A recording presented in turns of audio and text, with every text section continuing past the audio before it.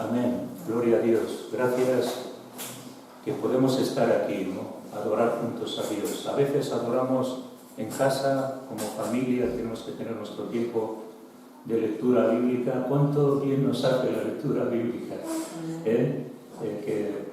¿Con qué limpiar al joven su camino? Con guardar la palabra de Dios. Entonces, cuando la leemos y la guardamos, hay en nosotros una renovación, una transformación. Como creyentes no podemos vivir sin la palabra de Dios. Es imposible, ¿no? Por eso tenemos que amarla y tenemos que leerla, tenemos que tener periódicamente nuestro tiempo para que Dios nos ministre, para que Dios nos hable, para que Dios nos edifique. Y lo digo con un sentido profundo de una realidad. La palabra de Dios nos transforma, así que si la lees y la obedeces, seguro que va a haber en ti una transformación. No solo escuchar, sino también ser hacedores de la palabra. Bueno, estamos en el domingo de resurrección, ¿no?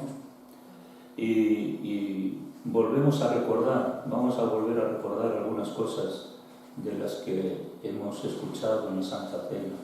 Es un tiempo importante, es de vital importancia, es la piedra angular de nuestra fe, es la muerte y resurrección de Cristo. Y es una de las verdades, grandes verdades del Evangelio. Si Cristo no resucitó, entonces vana es nuestra fe. Hoy es el día de resurrección, el día de esperanza, de propósito, el día en el que podemos extendernos hacia adelante con el poder del Evangelio en nuestros corazones y seguir hacia adelante con su gracia y todo lo que Él ha hecho para nosotros. La resurrección está comprobada históricamente, ¿no? Hay escritores en el ámbito donde Jesús se movió en la época que escriben de Jesús, de los acontecimientos allí vividos. Por lo tanto, nos da, no solamente los escritores nos da una garantía, sino que también Jesús se apareció. Nadie ignoró de los hechos que estaban ocurriendo en Jerusalén en ese tiempo, nadie lo ignoraba. Era imposible ignorar ese tremendo acontecimiento que movió las masas de Jerusalén, algunos para bien y otros para mal, ¿no? También está comprobado geológicamente, ahí los relatos donde se iniciaron todos los acontecimientos, está geológicamente demostrado. Donde Jesús murió se le llama el monte del Gólgota o el monte de la calavera, ¿os acordáis? Y cuando nosotros estuvimos en Jerusalén, gracias a Dios, en nuestro aniversario de boda, fuimos allí 8 días, y cuando estábamos en la tumba donde Jesús fue puesto, justamente el monte estaba allí a unos 300, 500 metros y era como una calavera. El monte parecía una calavera. Por eso le llamaban el monte de la calavera, donde Jesús fue crucificado. Porque era realmente una calavera, ¿no? Bueno, hay a veces nombres de situaciones, lugares, donde se le identifica por ciertas cosas y se le pone ese nombre. Pues todavía está ahí ese monte con como una figura de calavera donde Jesús murió. Así que históricamente está comprobado, ¿no? Y bueno, eso es una garantía de que estamos creyendo en algo que realmente aconteció, pero no solamente es un relato histórico, sino que es un relato en nuestro propio corazón, que el Señor murió y resucitó para nosotros. Así que la muerte que estaba en nosotros produjo vida y produjo esperanza y produjo propósito, y todo lo que estaba muerto se reinició, nuestra vida se reinició con una esperanza viva. Y la Biblia dice que cuando estábamos muertos en nuestros delitos y pecados, Muerto es que tú no puedes hacer nada. A un muerto no le puedes pedir un recado, porque está muerto. Pero si un muerto resucita, sí que se lo puedes pedir. Así que nosotros estábamos muertos, estamos inactivos, inherentes, totalmente ignorantes de lo que realmente nos rodea espiritualmente. Pero cuando el Cristo vino a nosotros, entonces despertamos a esa nueva vida y empezamos a vivir una nueva vida diferente.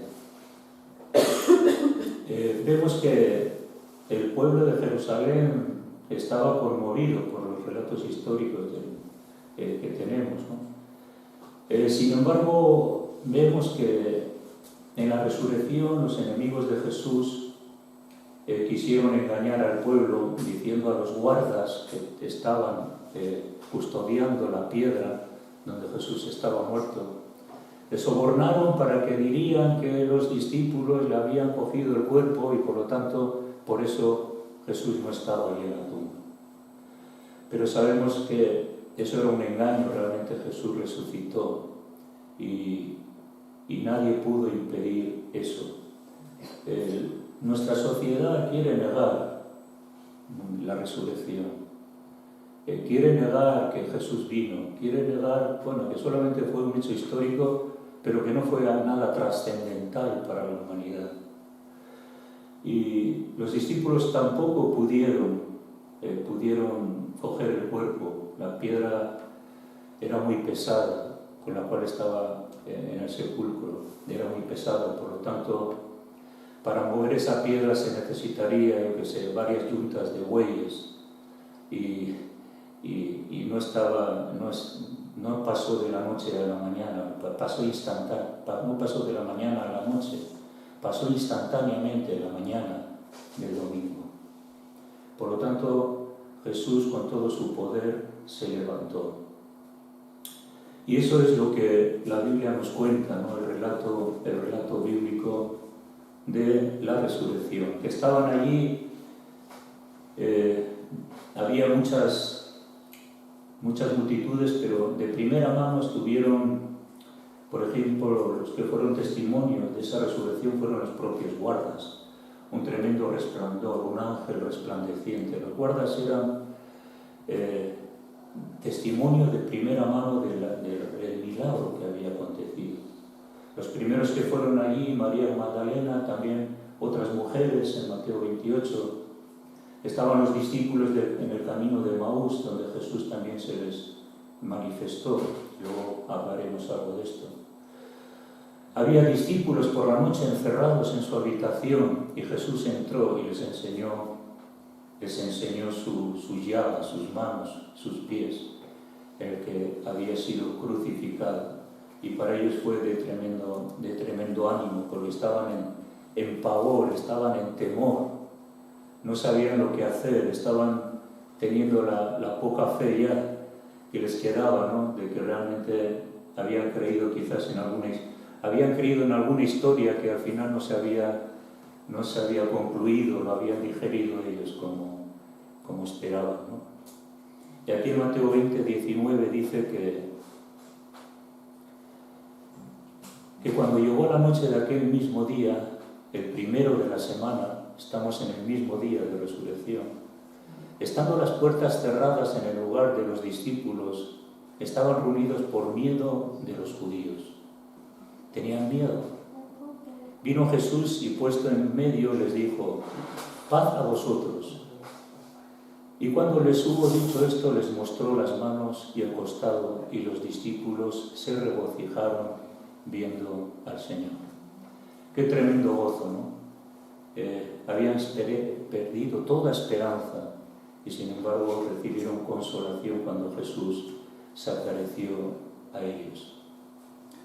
Y vemos la incredulidad de Tomás en el versículo 24 de este mismo capítulo 20 de Juan.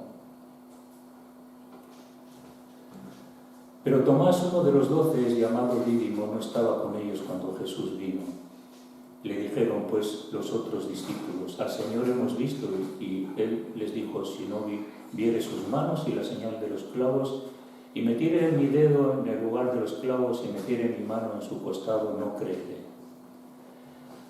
Y a los 8 días después estaban otra vez sus discípulos dentro y con ellos Tomás. Llegó Jesús, estando las puertas cerradas, y se puso en medio y les dijo: paz a vosotros. Luego dijo a Tomás: pon aquí tu dedo y mira mis manos, y acerca tu mano y métela en mi costado. Y no seas incrédulo, sino creyente. Entonces Tomás respondió y dijo: Señor mío y Dios mío. Jesús le dijo: porque viste, Tomás, creíste. Bienaventurados los que no vieron y creyeron.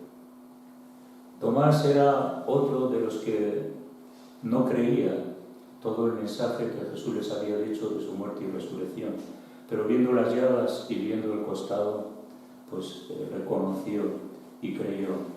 Pero aquí dice: bienaventurados los que no vieron y creyeron. Y ahí está toda la historia de la Iglesia. Aquellos que no hemos visto su resurrección física, pero sí que hemos creído en el poder de la sangre de Jesús, porque se ha hecho realidad en nosotros. 7 discípulos en la playa, Jesús se les apareció. A Jacobo también se le apareció. Corintios habla de 500 hermanos en Galilea que se les aparecieron. O sea que había un mover tremendo en Jerusalén. Por eso que también los discípulos que iban en camino de Maús le dijeron a Jesús, cuando todavía no habían entendido que era Jesús quien caminaba con ellos. Le dijeron: pero tú todavía no sabes lo que ha acontecido en Jerusalén. Eres el único que no se ha dado cuenta de los acontecimientos que ha habido. Claro, era un alboroto total Jerusalén y todos los contornos. Así que no había sido hecho algo en oculto, sino que había sido hecho algo en público y totalmente con una evidencia de esa resurrección. Cuando Jesús resucitó, hubo muertos que resucitaron, y dice que salieron por Jerusalén. Mateo 27, 51. O sea, aquí la evidencia de que el poder de la muerte de Jesús es el poder contra la misma muerte. El aguijón de la muerte es el pecado, dice la palabra. Si uno peca, la muerte es segura. Pero la sangre de Jesucristo es la liberación y la resurrección de nuestro pecado. Así que los muertos resucitaron. Hubo un tremendo terremoto allí en la cruz y todos se quedaron maravillados de ese terremoto. La luz se oscureció, el sol dejó de brillar. Tremendo, ¿no? Y la gente dice: bueno, ¿qué está pasando aquí? El sol deja de brillar, hay un tremendo terremoto y encima muchos muertos resucitan y salen a Jerusalén. Evidentemente vemos que la cruz y su resurrección tienen un poder no solamente para ese entonces, sino tienen un poder actual para nosotros. Es vigente. Su muerte y resurrección hace posible que nosotros podamos pasar de muerte, como hemos leído, a vida, y de las tinieblas a la luz, porque su muerte y resurrección es la garantía de nuestra fe y de nuestra confianza en el Señor. La resurrección es atacada en los medios de comunicación, en nuestra cultura actual, es atacada. Algunos dicen que eso fue un fraude.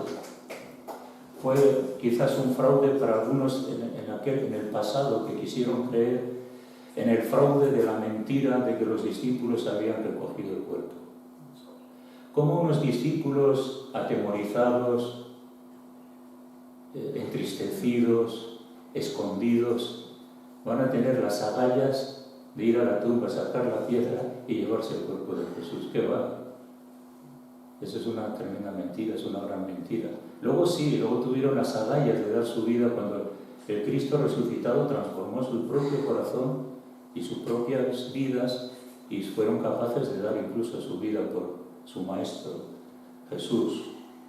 Algunos decían que, bueno, fue un desmayo, fue un error histórico, solamente Jesús fue una persona, pues bueno, buena, noble, con bonitos ideales, pero a la muerte y resurrección, especialmente la resurrección, no se hace evidente.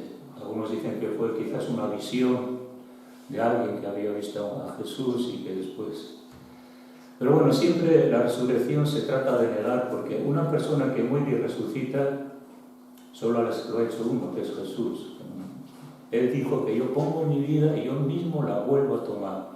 Jesús tenía la seidad, que significa el poder en sí mismo de entregar su vida y volverla a tomar. Pero nadie puede resucitar a no ser que Dios le resucite, ¿no? Así que Él mismo entregó su vida y Él mismo la volvió a tomar. Esta es la diferencia que hay en cualquier otra religión o movimiento espiritual. Se adoran muchos dioses, se tienen muchas teorías de qué es la verdad y cuál es el propósito del hombre, si Dios existe o no existe, la mentalidad de creer en diferentes dioses y formas espirituales para alcanzar la salvación. Pero, sin embargo, todos los fundadores de todas las religiones han muerto y están en la tumba, ya puedan ser ideologías políticas, religiosas o lo que sea, pero solamente Jesús, que predicó y que enseñó, Él es el que resucitó y es el sello de la garantía de la predicación que tenía su verdad. Él predicó la verdad y por lo tanto el sello de su divinidad está en su resurrección. Nadie puede hacer lo que Él hizo, a no ser que Dios esté con Él. Por lo tanto, también es otra de las cosas que nos da esa garantía, ¿no? Jesús estuvo apareciéndose 40 días, y durante 40 días en Jerusalén. Y por lo tanto, Él mismo da importancia a este evento, porque Él se dio a conocer durante 40 días a miles y miles de creyentes y de personas, para que afirmar su fe y su confianza en lo que Él había predicado a través de los 3 años de ministerio, para decirles que lo que yo he hecho es algo en lo que vosotros tenéis que confiar, y luego les dio también cosas que tenían que hacer, como ir por todo el mundo y predicar el Evangelio a toda criatura. Ese era el plan de Dios, la salvación de todos los hombres. Y Él quería formar, pues, multitudes para que irían y predicarían el Evangelio de salvación que Él quiere que todos los hombres sean salvos, ¿no? De Corintios dice que si Cristo no resucitó, vana es entonces nuestra fe. O sea, la resurrección, es, como he dicho antes, es la piedra de toque. Es lo que realmente caracteriza la verdad del Evangelio. ¿Quién puede hacer lo que Jesús hizo? Pues nadie. El Evangelio es la verdad. El Evangelio es el camino y es la vida para que el hombre encuentre salvación, vida eterna, perdón de pecados, restauración de su propia vida. No se puede vencer el pecado a no ser que uno crea en el poder del Evangelio, en la muerte y resurrección de Cristo y aplicarlo a tu propia vida. Aquí hay cadenas que no se pueden romper a no ser que la fe en la resurrección haga que tú puedas resucitar a una nueva vida. Dejando atrás el pecado, dejando atrás la forma de vivir que tenías y encomendarte a Dios, es empezar a vivir una nueva vida. Así que la resurrección es parte esencial, es la piedra de toque, nuestra fe está puesta en eso, en la resurrección de Cristo, porque ahí tenemos muchas promesas para nosotros, entre ellas la vida eterna. Bien, el mismo Jesús profetizó de esta resurrección. Los discípulos por eso se escondieron no entendían, no creían en esa resurrección, aunque a Jesús se lo había estado diciendo muchas veces, ¿no? Por lo tanto, Jesús profetizó su propia resurrección. Por ejemplo, vamos a leer en Marcos. Marcos es una carta donde habla de eso también. Marcos 8:31. Dice que Jesús anuncia su muerte y entonces comenzó a enseñarles que le era necesario al Hijo del Hombre padecer mucho. O sea que enseñándoles que era necesario que el Hijo del Hombre padecería y ser desechado de los ancianos. Eso significa ser incomprendido, desechado, burlado, ignorado. Jesús lo sabía que iba a pasar por todo eso. Y dice que de ser desechado por los ancianos, por los principales sacerdotes y por los escribas. Y él mismo dice, y ser muerto. Pero también dice, y resucitar después de 3 días. ¡Aleluya!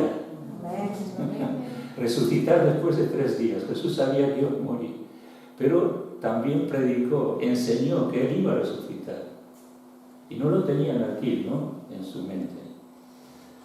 Por lo tanto, él lo enseñó constantemente, pero fue algo que no lo entendían, no llegaron a entenderlo, a asimilarlo, la importancia de su resurrección. En 9:31 dice que también seguía enseñando a sus discípulos y les decía, así que seguía enseñándoles, pero en la enseñanza estaba esta parte muy importante y vital. El Hijo del Hombre será entregado en manos de hombres y le matarán, pero después de muerto resucitará al 3er día. No se les quedaba esto, ¿no? Así que cuando Jesús murió tendrían que estar esperando, bueno, ya está, ahora Jesús va a resucitar. ¿Qué va? Huyeron, se escondieron. Estaban temerosos, porque no creían en la resurrección, no creían en la palabra que Jesús había dicho. Así a nosotros también es importante la fe y la confianza de lo que el Señor ha dicho, lo hará. Y la Biblia habla de la resurrección de los creyentes. Y nosotros tenemos esa fe, esa confianza de que eso va a acontecer. Va a acontecer la resurrección de los creyentes, de todos los hombres, pero de los creyentes para recibir vida eterna. Y el versículo 32 aclara, ¿no? Y dice Marcos, pero ellos no entendían esta palabra y tenían miedo de preguntarle. ¿Por qué tenían miedo de preguntarle? Porque no querían escuchar que eso era así, iba a ser la verdad, que su maestro iba a morir.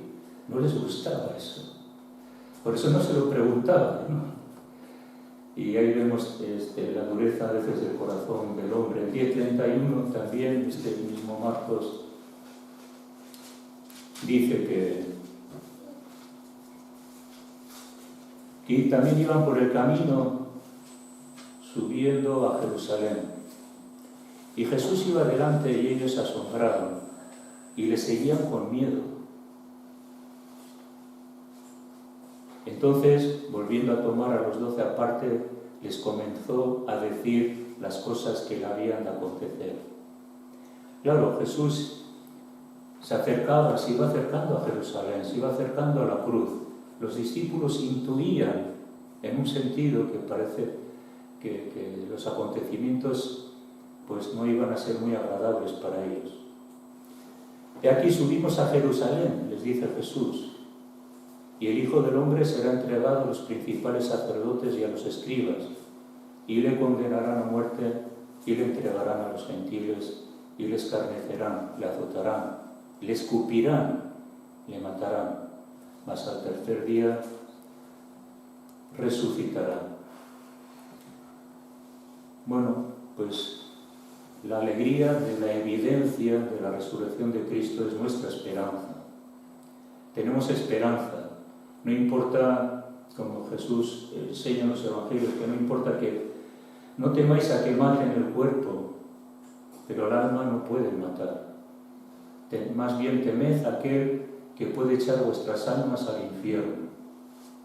Ahora, cuando el creyente sufre y tenemos dificultades en la vida, tú sigues poniendo tus ojos en Jesús.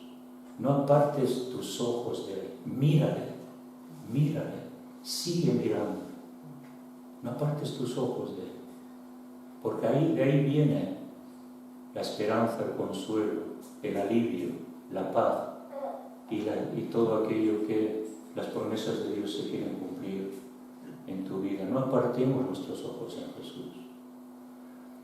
Puestos los ojos en Jesús, el autor y consumador de la fe. ¿Por qué es el autor y consumador? Porque Él mismo es el protagonista de toda la historia de los evangelios y el que ha consumado esa historia. Él empezó la historia y Él la terminó.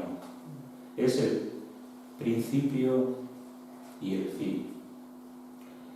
De hecho, lo asombroso, yo me acuerdo cuando me convertí hace bastantes décadas. Me asombré porque fue una tremenda revelación, porque el hecho histórico del Evangelio, del Nuevo Testamento, de lo que nosotros conocemos hoy, pues no es algo que a Dios se le ocurrió y dijo, bueno, ahora en este momento de la historia voy a enviar a mi hijo que va a morir en la cruz. No, la Biblia dice, y vamos a leerlo en Hebreos 10, que tiene que ver con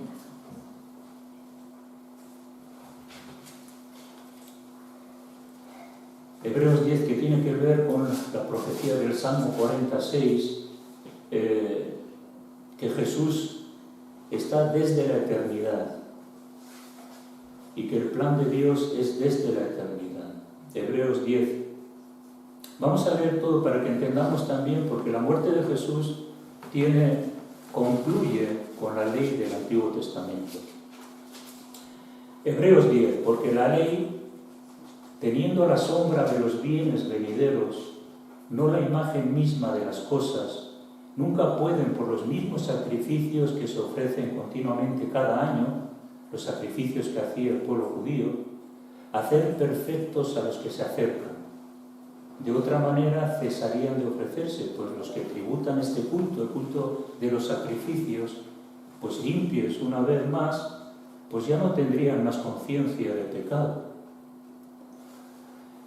Pero en estos sacrificios cada año se hace memoria de los pecados, porque la sangre de los toros y de los machos cabríos no pueden quitar los pecados. No pueden quitar, no hay nada que pueda quitar nuestros pecados. No hay absolutamente ningún sacrificio, ningún pago, ningún dinero. No hay nada a cambio que tú puedas hacer para que tus pecados sean perdonados. Todavía hoy en día la gente piensa que haciendo sacrificios, teniendo conceptos religiosos y haciendo cosas extraordinarias puede borrar sus pecados. Pero no. Además, algo que es muy importante es nuestra conciencia.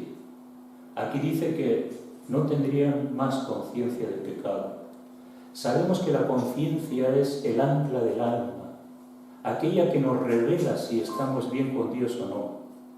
Algunos tienen cauterizada la conciencia. Algunos piensan y creen que están bien, claro, porque su conciencia es una conciencia que está encallecida, no perciben sus pecados como consecuencia de practicar el pecado. Por eso a algunos les preguntas y les dices, pero bueno, tú eres un pecador. Y dices, yo un pecador, yo no creo que soy un pecador. Pero sí, la conciencia es algo importante. ¿Quién puede quitar la conciencia de nuestro pecado? Y en Hebreos habla de esto, ¿no? Hay versículos que a mí siempre me han llamado la atención aquí en Hebreos 9:9, que dice que, hablando Hebreos también de los sacrificios, dice, lo cual este símbolo para este tiempo, 9:9, lo cual es símbolo para este tiempo presente, según el cual se presentan ofrendas y sacrificios, fijaros, que no pueden hacer perfecto en cuanto a la conciencia al que practica este culto. La gente sabe es consciente a veces de que es un pecador, que sus cosas no están bien arregladas con Dios porque su conciencia aquí se lo dicta. Por eso que la conciencia es algo que solamente tiene el ser humano, por el cual Dios también nos va a juzgar. La conciencia nos hace ver que estamos lejos de Dios, y por muchos sacrificios que hagamos y por muy buenos que queramos ser, o por muy astutos de querer dialogar, negociar con Dios para que Dios me perdone, Dios no entra en ningún negocio que no sea a través de la propia sangre de Jesús. El versículo 14 sigue diciendo, dice, cuánto más la sangre de Cristo, el cual mediante el Espíritu Eterno se ofreció a sí mismo sin mancha a Dios, limpiará vuestras conciencias de obras muertas para que sirváis al Dios vivo. Limpiar nuestras conciencias de obras muertas, entender que todo lo que yo he hecho hasta ahora para acercarme a Dios no sirve. No sirve. Es en vano nuestro esfuerzo. Obras muertas que no alcanzan nuestra conciencia para estar en paz con Dios. Y podemos ver que esto es una tremenda liberación. Cuando el Señor perdona nuestros pecados, limpia nuestras conciencias y la paz de Dios viene a nuestro corazón, eso es realmente poderoso. Eso es glorioso, porque ya no hay cargas ni conciencia de pecado, en el sentido de que sé que Dios me ha perdonado. Y es cosa grande para nosotros, y cosas, algo que no nos podemos ni imaginar, cómo es que Dios ha perdonado mis pecados siendo yo tan pecador, tan vil. Dios, pero ¿por qué has sido tan bueno conmigo? Sí, lo has sido, he querido tener misericordia de ti y de mí. Por lo tanto, como dice aquí, que Él se ofrecía a sí mismo sin mancha por el Espíritu Eterno. Significa que Jesús, desde la eternidad y por la eternidad, ya estaba pensando que Él iba a venir. Se iba a entregar, iba a morir por nuestros pecados. Espíritu Eterno. O sea, no es, como decía antes, no es algo que al Señor, a Dios se le ocurrió, no, es algo que ya viene desde la eternidad hasta la eternidad. Es algo que está en Dios y en la Trinidad, que Él se ofreció desde la eternidad. Y Hebreos 10:5 vamos a seguir, que es lo que dice. Por lo cual, entrando en el mundo, dice, hablando de la profecía del Salmo 46, sacrificio y ofrenda no quisiste. ¿Quién no quiso sacrificio y ofrenda? Dios. No era suficiente. Pero Él dice, el profeta dice, me preparaste cuerpo. ¿Qué cuerpo? El de Jesús. Holocaustos y expiaciones por el pecado no te agradaron. A Dios no le agradó los sacrificios. Sí que le agradó como un esfuerzo del hombre de entender su pecaminosidad. Pero no le agradó porque sus pecados ellos seguían siendo pecadores. Y lo que Dios quería era limpiarlos. Entonces dije, he aquí que vengo, oh Dios, para hacer tu voluntad. Como en el rollo del libro está escrito de mí. O sea que el Señor se ofreció el Espíritu Eterno para que nosotros pudiéramos ser perdonados, ser limpiados con su sangre, ¿no? Cuando los ángeles se aparecieron a las mujeres, a Magdalena, María Magdalena y otras mujeres que estaban allí, Él les dijo, ¿no?, el ángel, que ¿por qué buscáis entre los muertos al que vive? Él vive, ya no busquemos en la tumba. Pues lo que decía antes, hay personas que todavía quieren desechar la tumba, quieren desechar que fue un mito, quieren afirmar que fue un mito, una historia, y que nada tiene que ver con una resurrección y con un mensaje de esperanza para los hombres. Todavía hay quien busca a Jesús entre los muertos, que no creen en su resurrección. Estamos en una sociedad muy religiosa, como estamos viendo estos días, muy religiosa, pero que sin embargo la resurrección es algo que no ha trascendido, por lo menos en sus vidas, aunque a veces se proclame. Pues eso, decía que creen que solamente fue un hombre, un gran personaje encantador, que murió y ya está, ¿no? y que murió y que no sigue vivo. Pero él, sin embargo, está vivo, sigue vivo, ¿no? Y presente en nosotros y en este mundo que el Señor está buscando a los que quieran escuchar el Evangelio y acercarse a él, ¿no? Podemos encontrar a Jesús, podemos encontrarle porque Él vive. ¿Y cómo podemos encontrarle? Pues buscando. El que busca halla. Así que tenemos que buscar. Cuando necesitamos algo, ¿qué hacemos? Buscamos. ¿Dónde está? Buscamos para encontrar aquello que deseamos. Entonces, a Jesús se le puede encontrar buscándole. ¿Y cómo podemos empezar a hacerlo? Por mi propio testimonio personal, es que tú tienes que pedir a Dios que te ayude a encontrar a Jesús. Y prepara tu corazón para que Dios te hable y te señale la forma hasta que puedas descubrirle. ¿Cómo? Pues a través de la oración y a través de la lectura de palabra puedes encontrar a Jesús. Es una realidad presente para muchos creyentes. No solamente es una experiencia nuestra del pasado, es una experiencia que es viva ahora, hoy, y que podemos seguir viviendo, ¿no? Él nos quiere ayudar. El hombre sin Dios está perdido, no sabe, desorientado. Las noticias cada vez son más desalentadoras. El hombre no sabe qué está pasando en el mundo, no sabe qué le está pasando a él, porque aunque lo tiene todo, es tan infeliz. Los jóvenes tan infelices, tan vacíos. Y sin embargo Dios está muy cerca, queriéndonos ayudar. Cuando Jesús les dijo a los del camino de Emaús, ¿por qué estáis tristes? Jesús se acercó a ellos y ellos estaban tristes. Jesús se dio cuenta que estaba triste.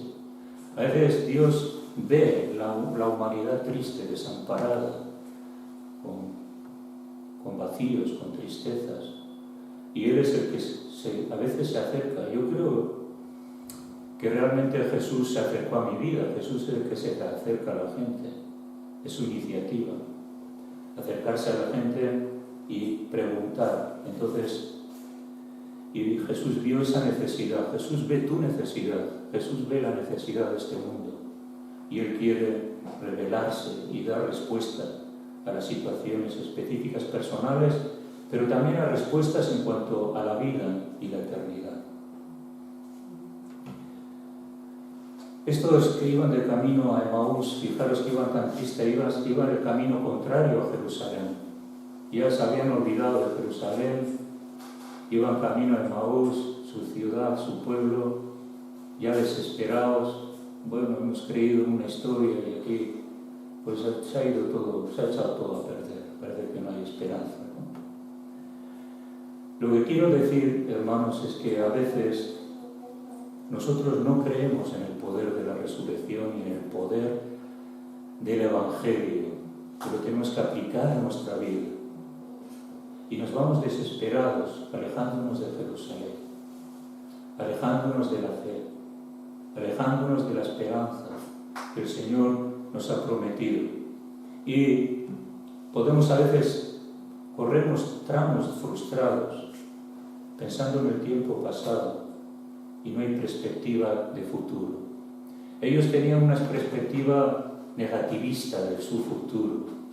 Jesús les había fallado. Pero hermanos, en esta mañana Jesús no falla. Somos nosotros los que no creemos sus promesas y esperamos en su palabra. Así que a veces puede parecer que Dios nos ha fallado y mi situación pues no tiene explicación. Los que iban camino a Emaús decían, pues no tiene explicación, Jesús.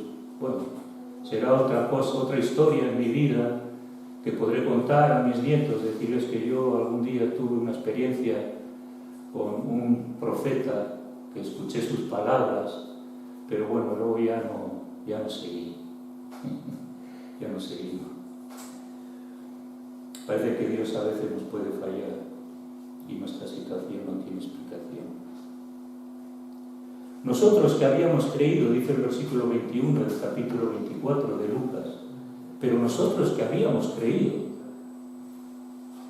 ¿Tú has creído? Sí. Yo he creído, sí. Pero tenemos que seguir creyendo. Que habíamos, como diciendo, bueno, eso fue algo del pasado. No. Eso puede ser presente. No solamente hemos creído, seguimos creyendo y seguiremos creyendo. No es que habíamos. Lo dejamos ahí. Hay muchos cristianos que dejan el cristianismo y dicen, sí, yo ya creí en algún momento.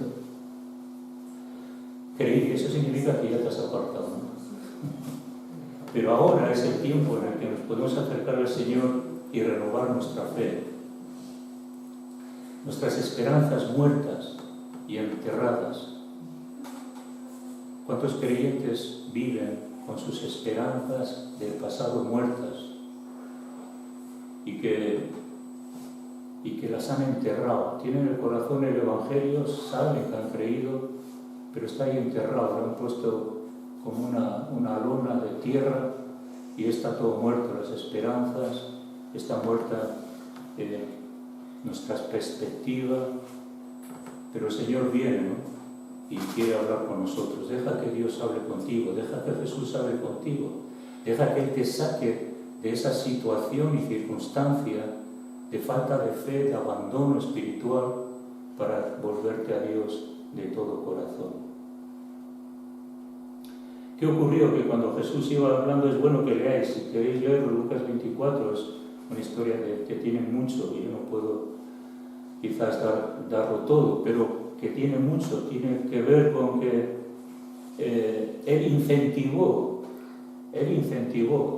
a estos discípulos una nueva fe y les animó, incluso ellos le persuadieron a Jesús a que se quedara con ellos. Jesús desapareció. Pero luego ellos fueron de nuevo, al siguiente día, muy de mañana, volvieron a Jerusalén. ¿Qué había pasado? Volvieron al inicio del relato, allí donde estaban los demás discípulos y donde se iba a identificar con un Cristo resucitado. Y si leemos la historia, llegaron allí, se regocijaron todos, los mismos discípulos que iban a Emaús. Hermanos, en un sentido espiritual, tienes que volver a Jerusalén. Tienes que volver al relato bíblico, al relato de la resurrección, al relato en el que tu fe sea incentivada y animada para seguir adelante, para que puedas desenterrar todo aquello que has puesto sobre tu corazón y que no te hace vivir una vida cristiana gozosa y alegre. Quitar toda desesperanza y volverse al Señor. Solo en Jesús podemos descubrir lo que encierra la vida. Hermanos, cuando hablamos con la gente, a veces algunos nos dicen, bueno, ¿y yo cómo voy a creer en la eternidad si nadie ha venido aquí y nos ha dicho que hay algo allí? Nos lo han dicho. Pues que nadie me ha dicho. Oye, si vendría alguien y me diría que aquello es una realidad, bueno, tenemos la parábola de rico y Lázaro, ¿no? Pero Jesús estuvo en la tumba, en Pedro habla que predicó a los espíritus encarcelados. Él experimentó la muerte real y que vino con un mensaje. Entonces, cuando alguien te dice, no, es que nadie ha venido, ¿cómo que no? Jesús mismo ha estado en la tumba, murió, estuvo, pasó por la muerte y estuvo en el lugar de los muertos. Y Él es el que ha venido y te dice que hay vida y hay esperanza, ¿no? ¿A quién mejor no vamos a escuchar que a Jesús? Igual si alguien te dice, bueno, yo he leído algunos libros de personas que han estado en el cielo, vuelven y cuentan. Bueno, no me hace falta, bueno, a veces hay testimonios que pueden ayudar, pero que realmente seguro, que murió, resucitó y tiene un mensaje de esperanza y que hay vida eterna, ¿quién es? Jesús. Es Jesús. Y le podemos creer. ¿Es fiable Jesús? Sí que es fiable. No hay nada más fiable que él, ¿no?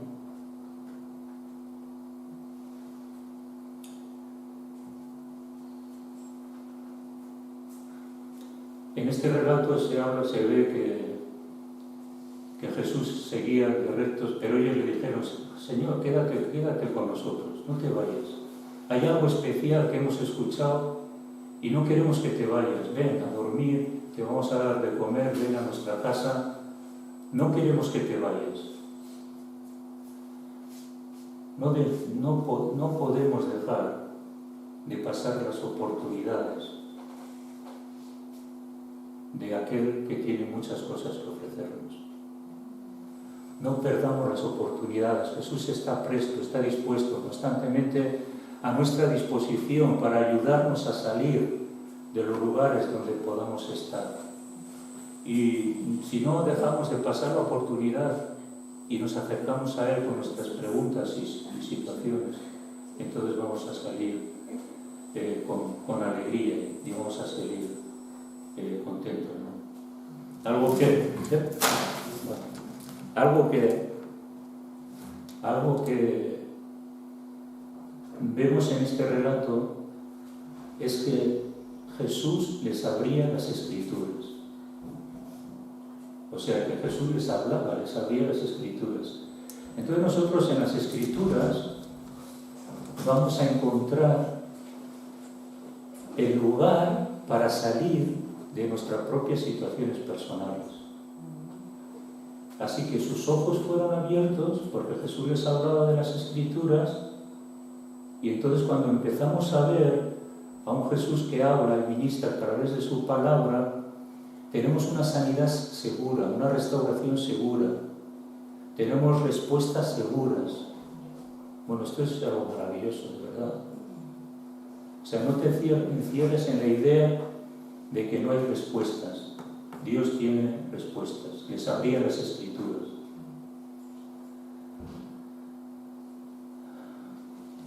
Bueno, se me ha caído todo lo que tenía que seguir hablando. Creo que bueno, pues, hermanos, Jesús ha resucitado y Él está dispuesto a seguir ministrándonos, a seguir ayudándonos. Podemos confiar de seguro en la resurrección, que es la tierra de toque de nuestra vida. Así que sigamos adelante, esperando en Él, ¿verdad? ¿En qué etapa estamos? Bueno, cada uno estamos en una etapa diferente, pero lo importante es terminar. ¿Amén? Amén. Vamos a terminar. Amén. Amén. Vamos a terminar. Amén. Bueno, lo tenemos que interiorizar, que no, vamos adelante y vamos a terminar la carrera y vamos a llegar y a cumplir con los propósitos de Dios en nuestra vida y a recibir sus promesas. Amén. Bueno, pues hemos terminado.